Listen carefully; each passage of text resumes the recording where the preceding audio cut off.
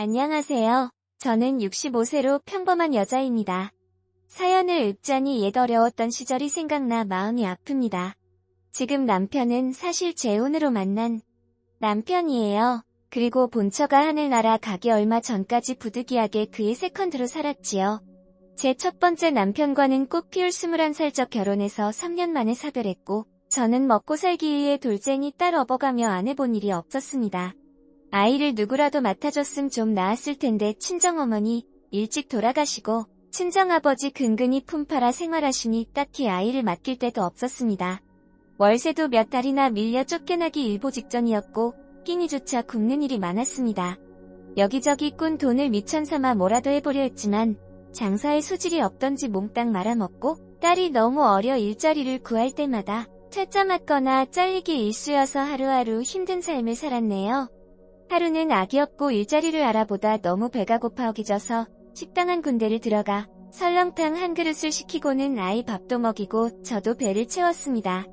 허겁지겁게는 감추듯 먹으니 식당 사장님께서 제가 안쓰러웠던지 밥 한 공기랑 설렁탕 한 그릇을 기꺼이 더 내어주더군요.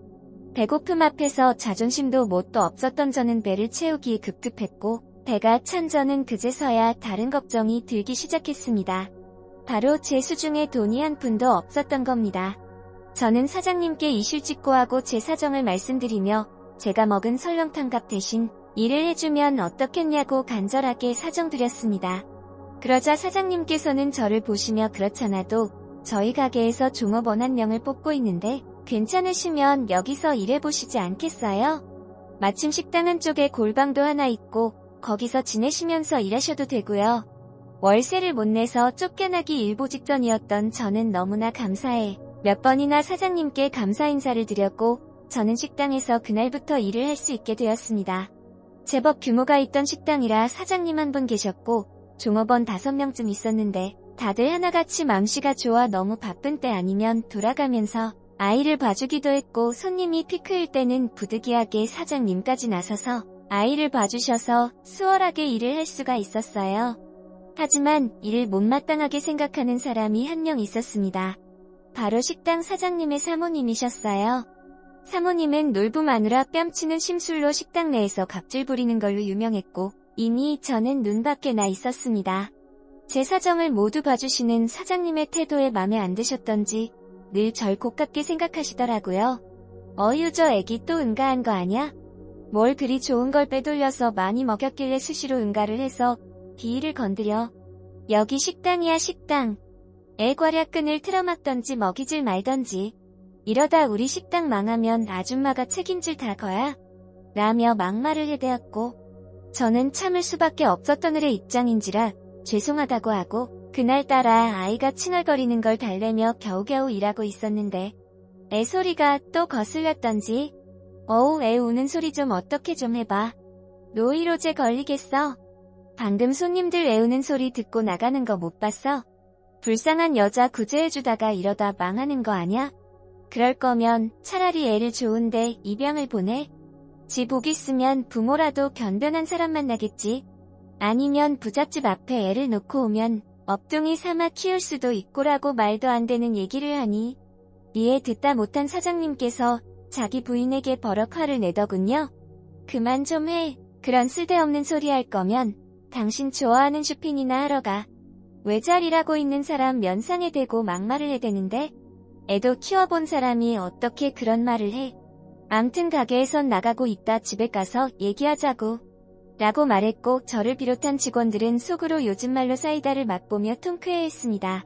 사장님의 전례 없던 역성에 한동안 사모님은 오질 않았고 저희 직원들은 살맛 나며 일을 하고 있었습니다.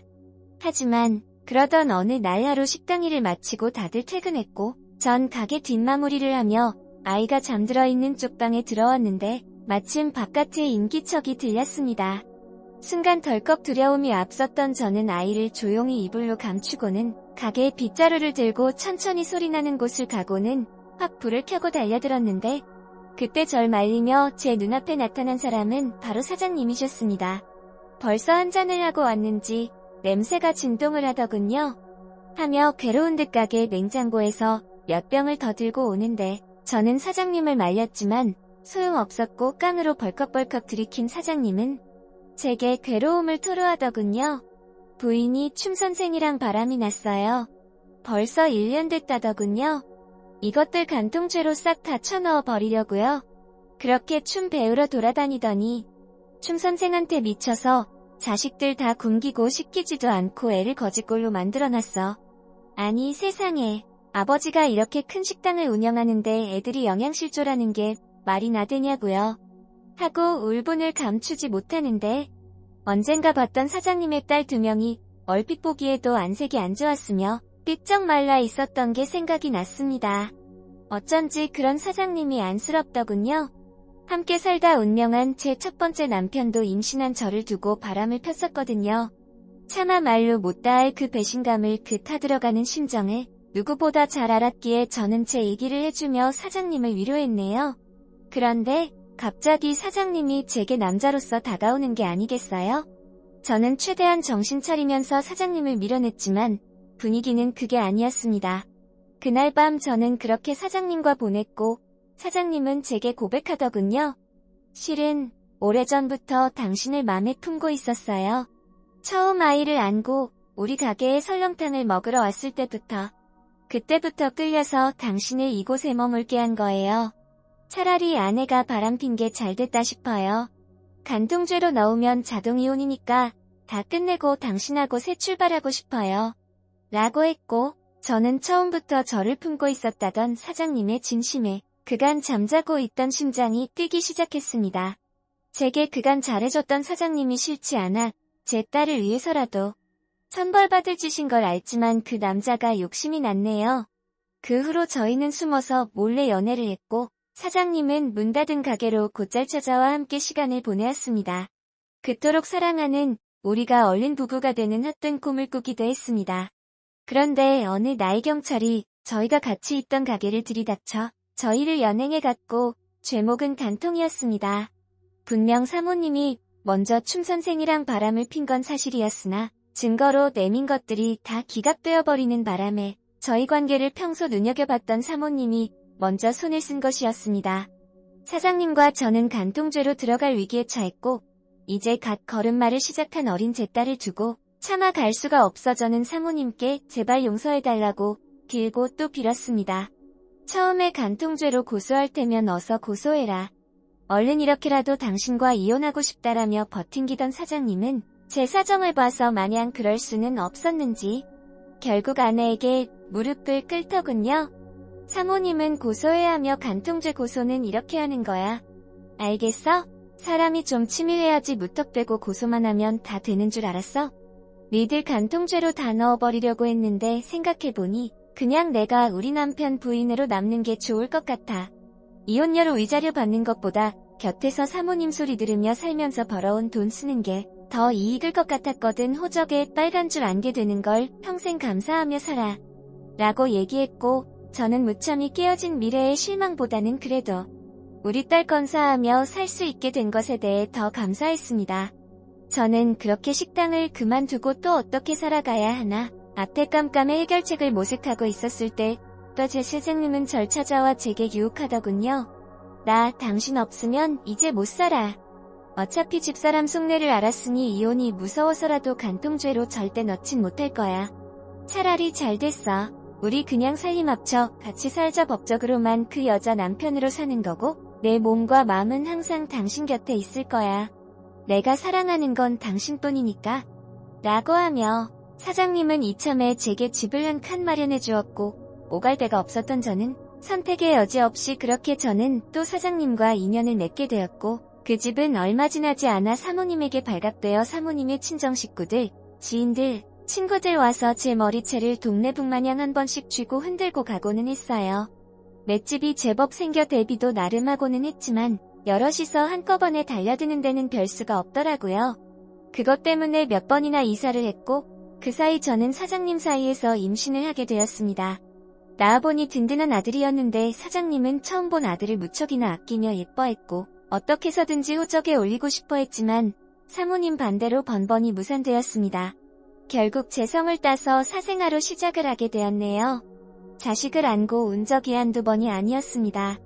대체 무슨 죄가 있어 내 아들이 아비 없는 사생아로 손가락질을 받아야 하는지 그저 못난 어미로서 우리 아들에게 늘 미안했습니다.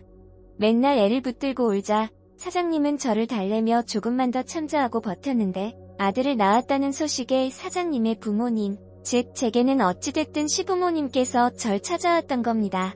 이 아이가 우리 종손이구나. 고맙다. 네가 대를 이어줬구나. 아들 낳았단 소리를 일찍 접했으면 내 이름도 지어주고 너희 모자를 귀하게 여겼을 터인데. 아이, 내가 어떻게 해서든지 우리 집안에 호적으로 올려주마. 너도 내 며느리로서 어떻게든 인정해줄 거야. 라고 시아버지께서 호언장담을 하셨고 남편의 우유부단함과는 달리 시아버지는 단호함이 있으셔서 일은 일사천리로 진행되었습니다. 사모님은 울며 겨자먹기로 저희 아들을 호적에 올려 아들 삼아야만 했네요. 또한 저도 사장님의 집에서 들어와 살게 되었어요. 서울 중심부에 있던 으리으리한 대궐 같은 집이었는데 몇 평인지 가늠조차 안 오더군요. 저는 그렇게 들어가서 살게 되었고 저는 일하는 아줌마들에게 수근거림을 당했지만 어쨌든 처음으로 사모님 대접받으며 살아가게 되었습니다.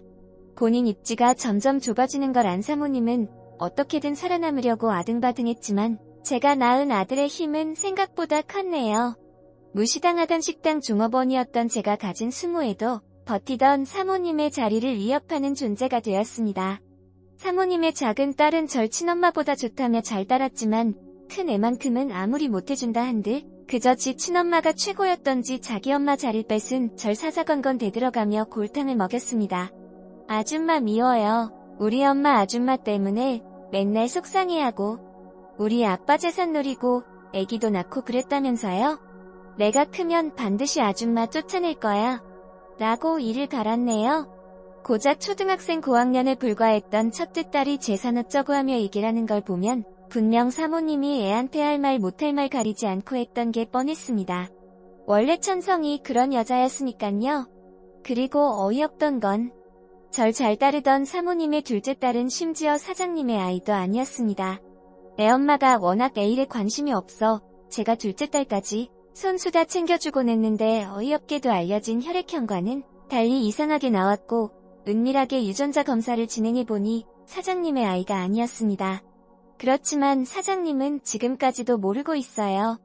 오로지 그건 저만 알고 있는 비밀이었습니다.